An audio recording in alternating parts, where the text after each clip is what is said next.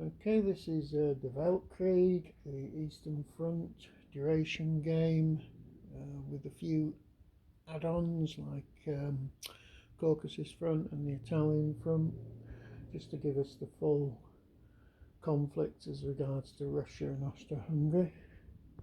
And this is the situation at the end of 1914.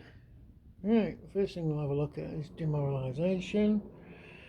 Start with the Germans. Germans are on 162, the Austrians on 188, and the Russians on 296. With the with 3 Russians on the Caucasus front, and the Turks are 11. So quite a long way to go yet before anyone suffers any effects from demoralisation, but as you can see, things are racking up. The Russians have suffered the most because they've been doing the vast majority of the attacking. If we look at the supply situation, it's desperate. Everybody, if you look at the Central Powers, there's German 9th is the only HQ with any sort of supply at all. There's this WRSH1, which I'm not really sure what that's an abbreviation for. It's got a little bit of supply, but the Austrians have got tiny bits of supply dotted around. Pretty much the same for the Entente. You're looking at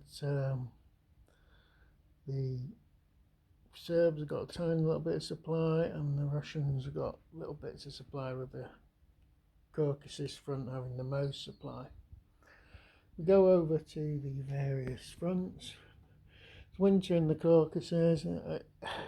It's terrible terrain for attacking here, and admittedly, you're not going to get a lot of entrenchments either, because there's a lot of mountains, hex sides along the front line, which prevents you from putting trenches in. But a couple of trenches will appear in the sort of slightly open area in this valley here. The Turks are the only ones doing any attacks. The Russians have just been defending, and because of the terrible terrain, it's causing the Turks a lot of damage, a lot more damage than it is the Russians. But there's very little movement, almost no movement at all on that front now at this particular stage. We go over to the Serbian-Montenegro front. That's been very quiet. The Austrians have gone onto the defensive because they've had to move a lot of armies to Galicia. I say armies, a lot of divisions to Galicia. The Serbians have been whittling away at this particular point here, trying to recover some of the territory, which is relatively easy to fight over. But problem is there's entrenchments in those areas, so it's really been just an exchange of strength points, which ultimately is something Serbia can't afford to do. So yeah, again, there's been absolutely no movement on that front. Winter doesn't help because it sort of affects, well, to be quite honest, it hasn't done that much damage because there really isn't much opportunity to attack in a fully supplied, because people haven't got any supply. In fact, the only nation that's at this particular point in December that's receiving its regular supplies from its munitions factories, oddly enough, is Russia, which gets 20 strength points per month, and it's also getting a steady stream of replacements coming in. Now that's going to change in 1915, because I think virtually everybody else switches over to their full regular supply. We'll have a look at that in a minute. So it's very quiet in the Balkans area, the Serbia, Montenegro. Now we go over to the Galatian Poland front. We'll stick to Galatia at the moment. That's where all the activity's going on. The Russians have been steadily pushing forward. They're not getting as many reinforcements as they're getting, but the replacement level is vastly superior to the Austro-Hungarians, who I don't think got any. They didn't get any supply, and they didn't get any replacements, but they just got a couple of some very minor reinforcements.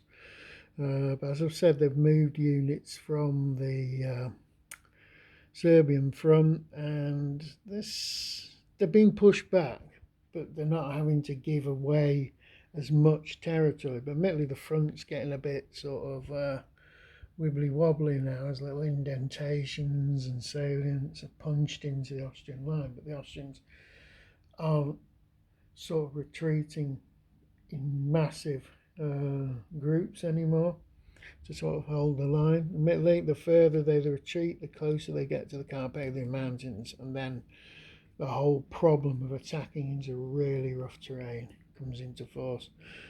We've got the fact that there aren't many entrenchments in place along the Galician front, and that's because it's a very, very mobile front at the moment. If we come into Poland, Russian Poland, very slight bit of activity around here between the Germans and the Russians, but it hasn't really resulted in anything. We go into central Russian Poland area. Again, the front's sort of there, it's cavalry screens sort of marking it off. There's very little sort of activity there at the moment. Now the big push here is the Germans in East Prussia have broken through the Russian line here into Poland, and they're in. And it looks in the Second Army here is in danger of being enveloped. I doubt it will do, because there's lots of units of cavalry and stuff like this floating around that can put in zones of control and stuff like that. But they're going to have to transfer some reinforcements from the Galician front up here. The problem with this is this particular area of the front's only got this single track line for reinforcements and supply and stuff, so that's going to be problematical. But if they do have to fall back, they've got all these fortifications in Warsaw to fall back on.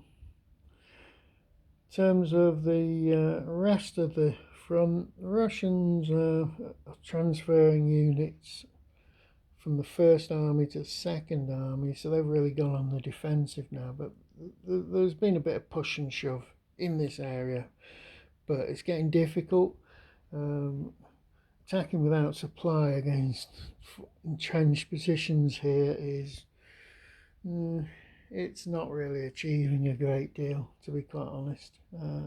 It's a sort of thing that's going to have to stop as entrenchments get more and more universal. So that's pretty much it in terms of what's been going on. Let's just have a look at what comes into force in January.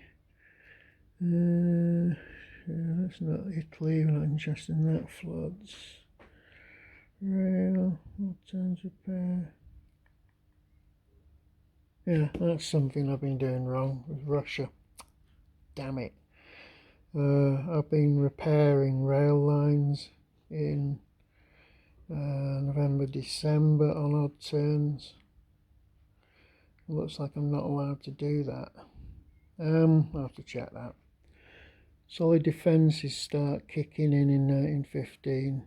That's like, even though you haven't got entrenchments, you get a sort of bonus for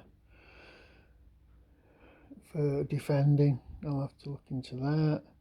Winters in force, nothing there.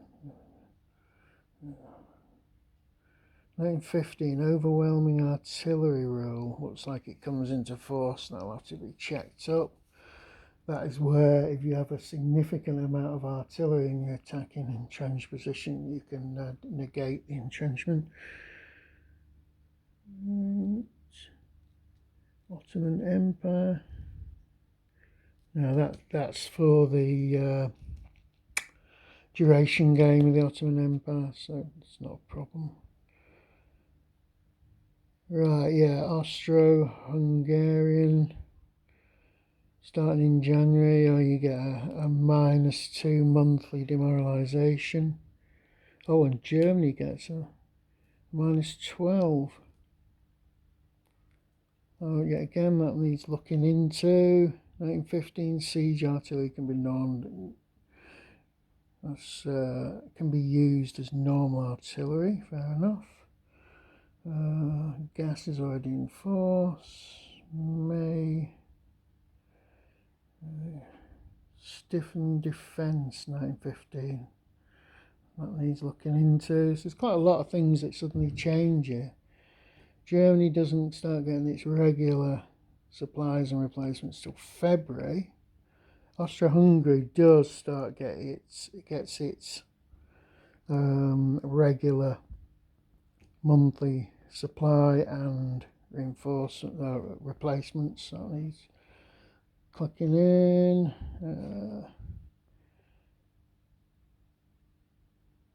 Shaking morale. That's France, so it's not just Britain. They're not interested in that. Belgium. Serbia's going to start getting its regular supply and replacements. Okay, so there's quite a few things that I have to look into when we turn the year over to 1915.